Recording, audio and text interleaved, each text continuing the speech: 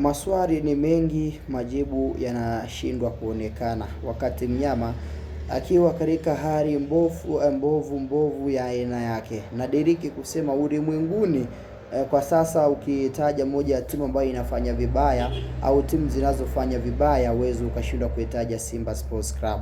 Their last 3 games, mechi zao 3 za mwisho ambazo wamecheza, Simba hawajapata ushindi. Matokeo yao mazuri ya mwisho ni sare, na hiyo sare ilikuwa ni dhidi ya Mtibwa Sugar. Walipokea kichapo cha 1-0 dhidi ya Azam, wakapata sare dhidi ya Mtibwa. Juzi wakapokea kichapo tena kutoka kwa Esperance de Tunis. So huu ni uhalisia kwamba Simba wao na timu kama Wolves ni moja ya timu ambazo zinapitia katika wakati mgumu zaidi ya kushindwa kupata matokeo mazuri. Ni kwa ushahidi, mfano ukitazama timu zote 15 Afrika zinazo timu 15 ambazo zipo kwenye ushiriki wa michuano ya CAF Champions League ukiwajumuisha Simba ambao ni wa 16. Zile 15 zote, yani aidha timu moja imepata alama moja au imepata ushindi wa alama 3, lakini hakuna timu yoyote yenye sifuri kwenye makundi yote manne kati ya timu 16.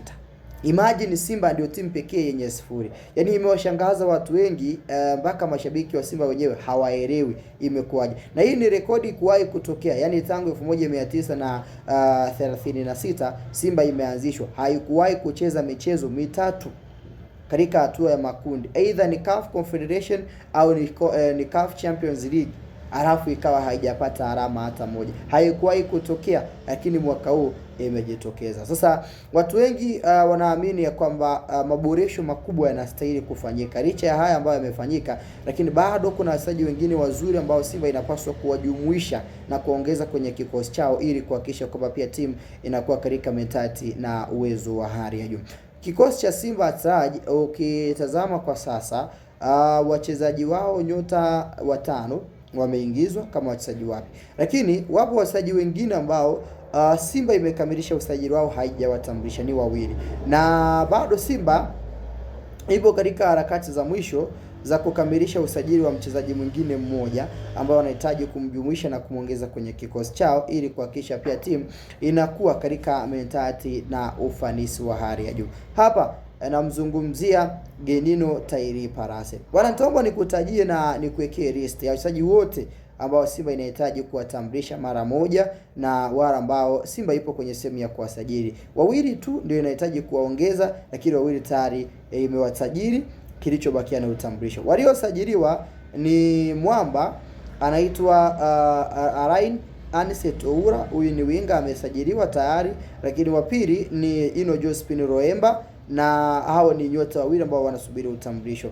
Mmoja ambaye anahitajika na Simba ni Jean Claude Girumugisha, na mwingine wa pili anahitajika na Simba ni mwamba anayejulikana kwa jina la Genino Tairi Parase, ambaye huyu ni winga au ni Tairi Parase ni namba 8, namba 10 au namba 6. Hayo maeneo yote ana uwezo wa kucheza akitokea timu ya Stellenbosch ya kutokea katika taifa la Afrika ya Kusini. So hao ndio wachezaji 4.